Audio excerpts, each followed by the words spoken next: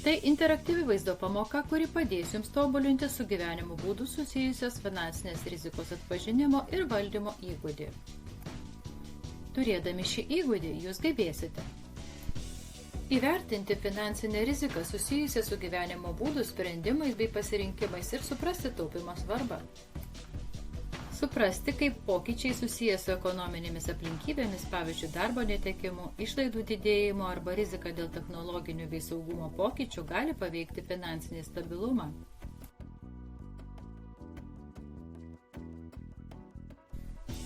Suprasti rizikos susijusios su sveikatos pokyčiais poveikį namų ūkio pajamoms. Suprasti draudimo svarbą valdant finansinę riziką susijusią su svarbiais gyvenimo įvykiais. Nustatyti aplinkybės, kuriams esant finansinių sunkumų patiriantis asmenys ar namų ūkiai gali gauti valstybės paramą.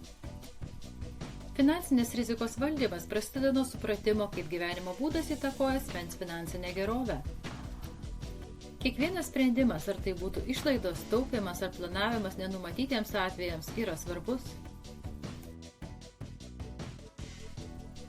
Šioje pamokoje aptarsime finansinės rizikos rūšis, su kuriomis galite susidurti ir kaip jas sumažinti, kad apsaugotumėte savo ateitį.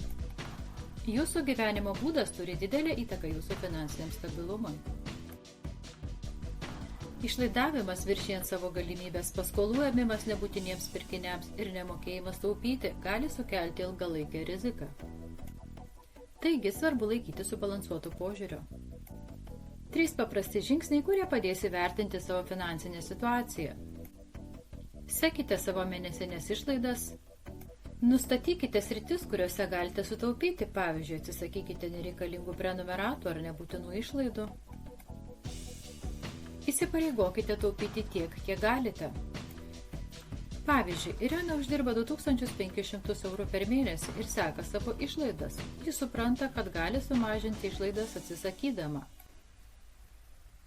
50 eurų kainuojančio sporto klubo narystės, sutaupyti 100 eurų išleidžiamų valgymui restoranuose ir 15 eurų kainuojančios transliacijų paslaugos, taip sutaupydama 165 eurus.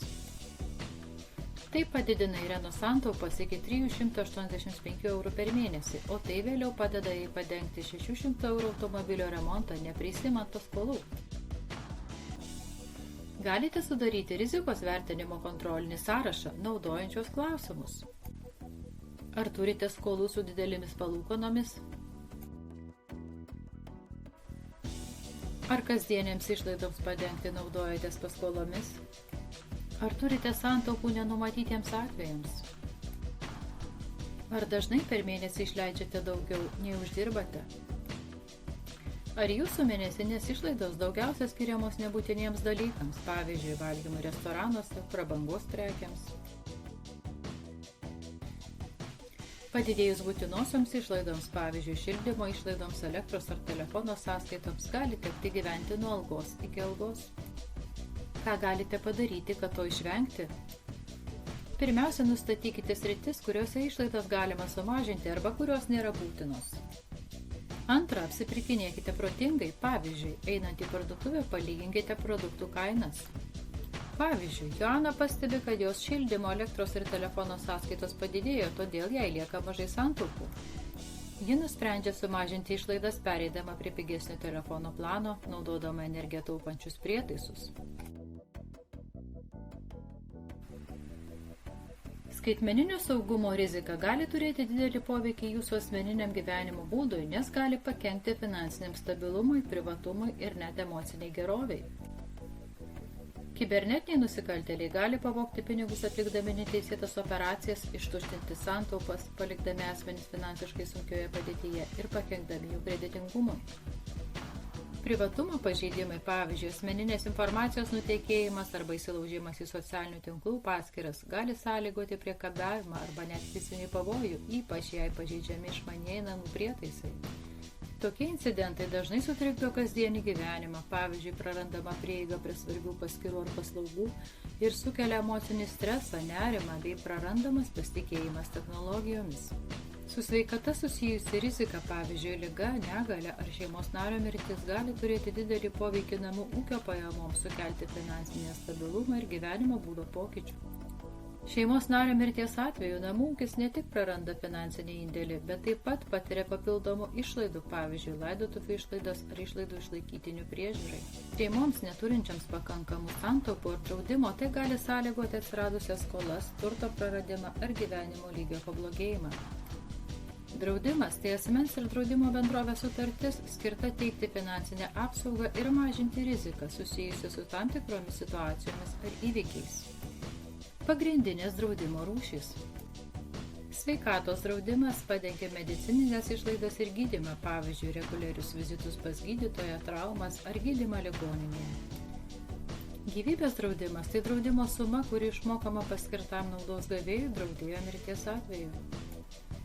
Neįgalumo draudimas suteikia paramą, jei asmuo negali dirbti dėl negalios. Nedarbo draudimas yra socialinės apsaugos sistemos dalis, teikianti laikiną finansinę paramą tiems, kurie neteko darbo.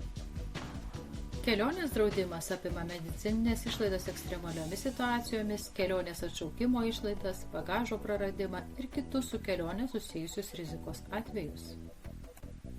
Tam tikromis aplinkybėmis valstybė teikia paramą asmenims ar namų ūkiams patiriantiems finansinių sunkumų. Netekus darbo teikiama finansinė parama kaip nedarbo išmoka.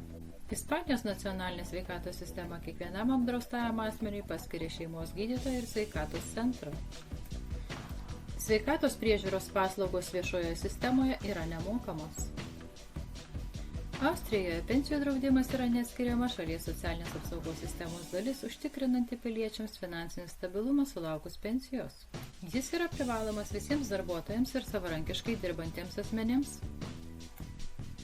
Sistema veikia taip, kad dirbantis gyventojai savo įmokomis finansuoja dabartinių pensininkų pensijas. Tai užtikrina pastovias pajamas pensininkams ir apsaugo juos nuo skurdo senatvėje.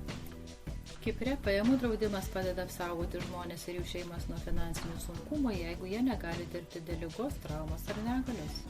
Lietuvoje privalomasis sveikatos draudimas yra pagrindinė nacionalinės sveikatos priežiūros sistemos dalis, užtikrinanti, kad visi gyventojai turėtų galimybę naudotis būtinosiomis medicinos paslaugomis. Privalomas sveikatos draudimas yra privalomas visiems dirbantiems piliečiams. Iš šių išmokų finansuojamas platus medicininių paslaugų spektras, tai konsultacijos su bendrosios praktikos gydytojais, hospitalizacija, operacijos, motinystės priežiūra, profilaktiniai sveikatos patikrinimai, skiepai ir receptiniai vaistai. Įvertinus finansinės rizikas, jas valdant, protingai naudojantis draudimu ir žinant, kada kreiptis dėl valstybės paramos, galite apsaugoti save ir savo šeimą nuo finansinio neapibrėžtumo.